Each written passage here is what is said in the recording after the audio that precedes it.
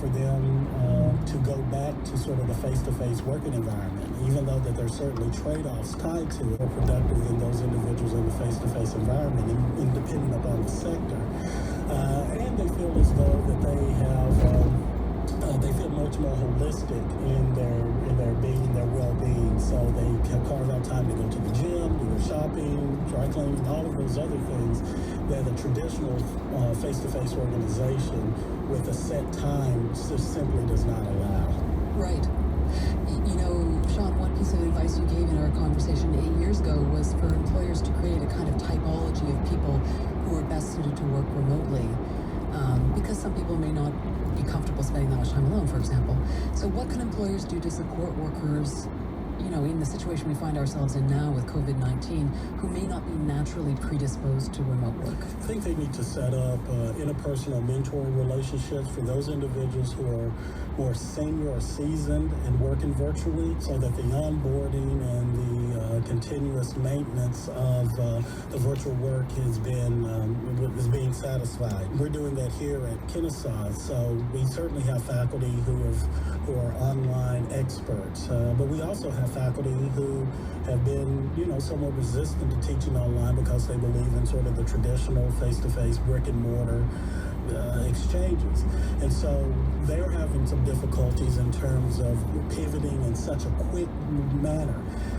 But we've created mentoring circles in which the more seasoned individuals are really not holding their hands, but guiding them intentionally and serving as a support mechanism for them as we make this transition. So I implore the organizations that they just simply do not leave employees to their own devices, because sometimes folks will flounder, particularly if they're not used to working in this environment. So having an informal as well as formal mentoring circles or support mechanism to help the employees transition to this new normal for now.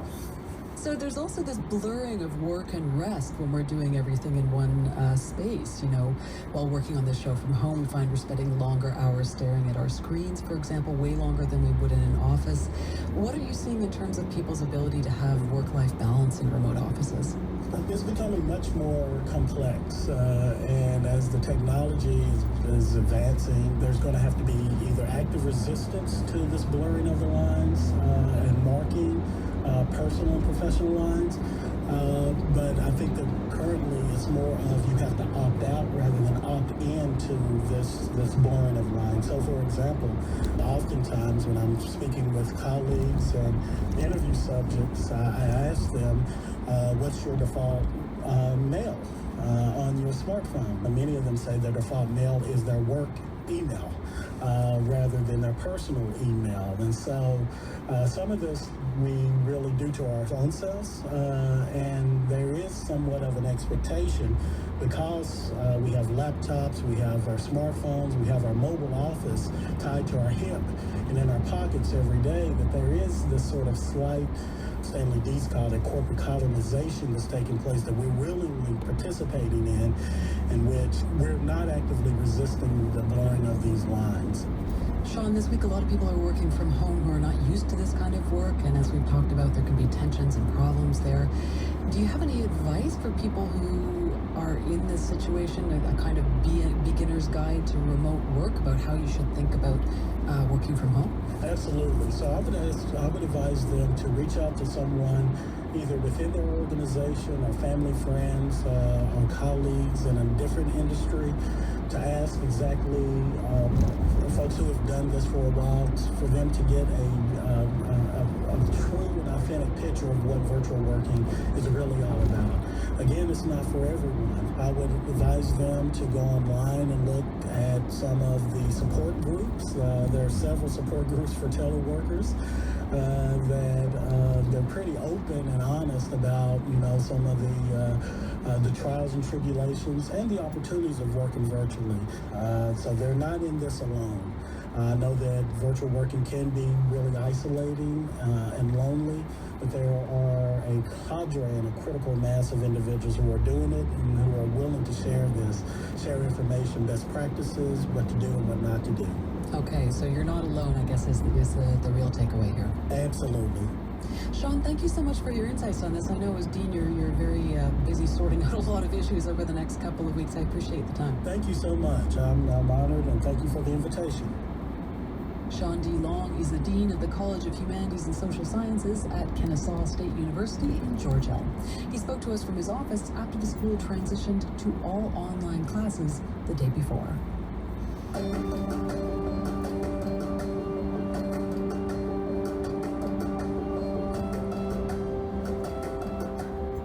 Listening to Spark, the show was made remotely from 5 different points across Toronto by Michelle Parisi. I have like 2 freaking computers and they're both these. Adam Killick. You're recording fine into my system. Olsey Sirakana. I don't think I can hear myself. All the important things that I'm saying. Pasquale Petanicchio. Feels kind of strange.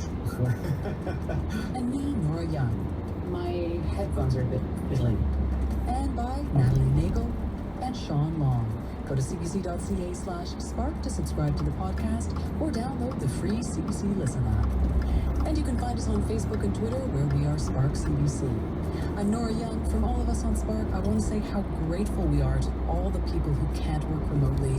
Retail workers, public transit folks, healthcare workers, cooks, truck drivers, delivery people, and many, many more who are keeping us safe and fed. Talk to you soon.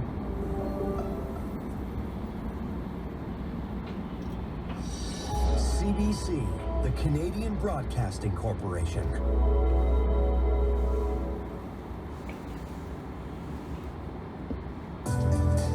Hello, I'm Stephen Quinn. Every weekday beginning at 5 a.m., we bring you the early edition on CBC Radio 1. It's your way to get up to speed on what's happening in Metro Vancouver, around the province, and across Canada.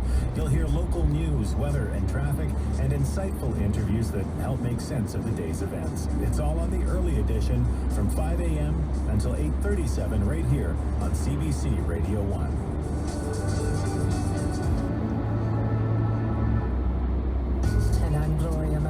Just ahead on the coast, we're going to take you live to today's COVID-19 update with the provincial health officer. Following that, we'll open the lines to talk about the new protections for renters in BC. Most evictions have been suspended and rent increases have been frozen.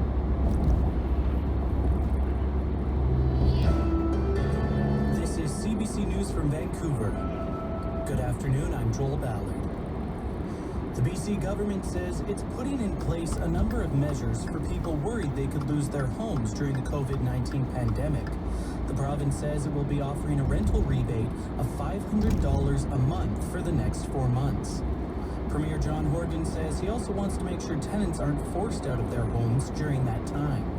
And I'm here to say that while the emergency order is in place here in British Columbia, BC is suspending current and future evictions until this crisis has passed. He says landlords will also no longer be allowed into tenant suites unless there's an emergency or the potential for harm. And Air Canada is going to use its planes to carry medical supplies and other time-sensitive cargo to Europe to help keep global supply chains operating. And the airline says it's planning cargo-only flights to Latin America and South America. The company says it's looking at offering the cargo service domestically using smaller Air Canada Express regional aircrafts. And the stock markets on both sides of the border ended the day higher, a response to governments hustling to put together and pass legislation supporting workers and businesses affected by the pandemic. Business reporter Peter Armstrong has